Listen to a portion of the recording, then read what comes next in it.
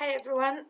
I am not sure how we will do on Monday with our collaborate, because last time we didn't have it and I moved it for Tuesday, and on Tuesday nobody turned up, so that's okay. So in class on Thursday I challenged students to because they were teaching pre-literate children, so 5-6 year olds.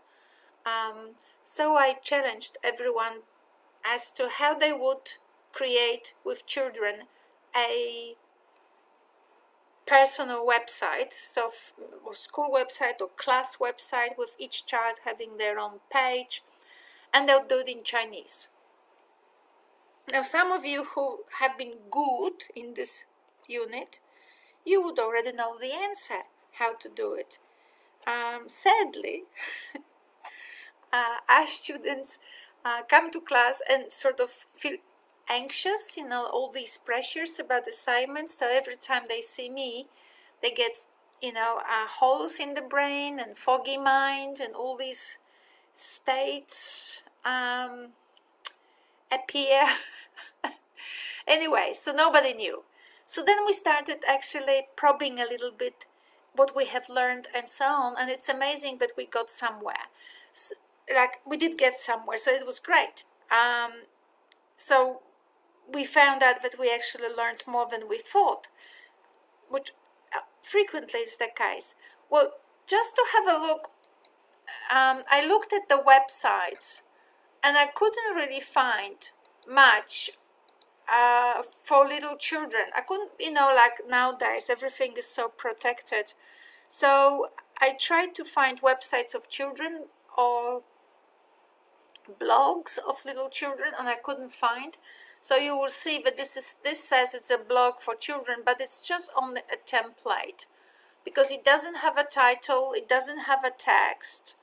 So if you find, you'll have a lot of imagination, so you may see what to do with it. But this is my research. I found a blog for older children, so kids room, but I have a feeling this is more for parents than for children.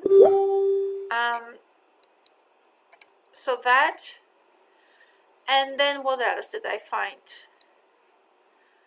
I better turn off my Facebook because everybody is writing to me.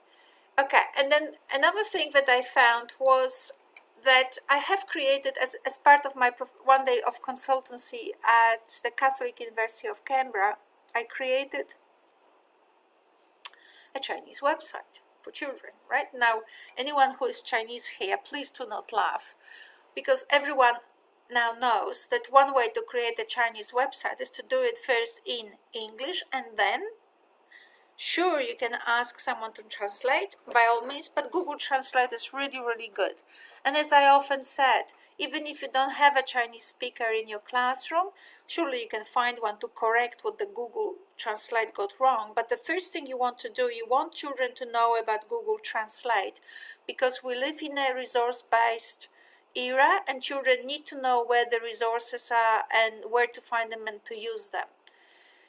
Now, if you were to create a website or any other text for the community, if I was in an aged care center and I was a Chinese older lady, an older Chinese lady, and you would bring to me an invitation for an event in the school, and if it was written in English, that's nice, I would understand it. But if on the other side it would have been written in Chinese, even badly, surely I would be more touched than if it was just in English, right? Simply just the thought that counts. So we have here a Chinese class. I got this text from a newspaper, so I just copied and pasted, and I made up that meant this, right? So I said, everybody who doesn't speak Chinese will believe me that this English text is translated here as that, and it isn't, but never mind. Now this could be a voice file. I can't remember, I've done it a long time ago, and I don't want to waste time at present to actually try to see what it is.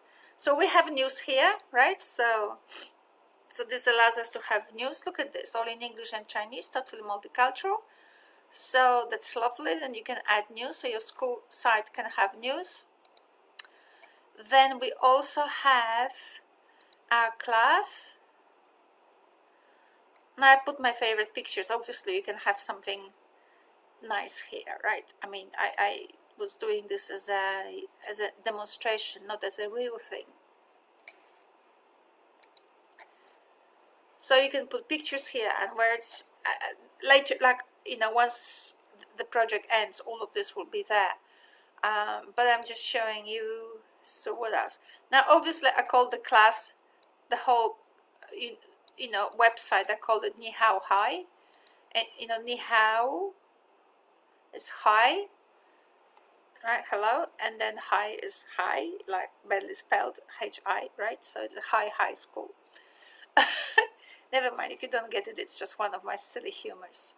Anyway, so we have our class here, and say we have Anya, we have someone else, and we have Tamara. Let's go to Tamara's page. What did I press on the wrong thing?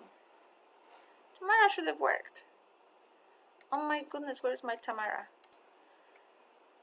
How did I click on it and it didn't work? Oh, it's working now. It's Moody website. The picture should come through. There is a picture here. Trust me, there's a picture here. Oh my goodness, I'm on a fast broadband and it took 2 days to get here. So that's great. So you can see that you can have a picture of your student, then you can have something written here. Obviously, welcome to my site is what I wrote. Up to you, what's the title. With children you work it out, and then some words or whatever and some pictures. And then also here she's got some projects here. So Australian cooking. So I don't think it's gonna come up as good as it used to, because Google is no longer allowing for different, doesn't have the same permissions. Oh my goodness, I've done some work here, haven't I?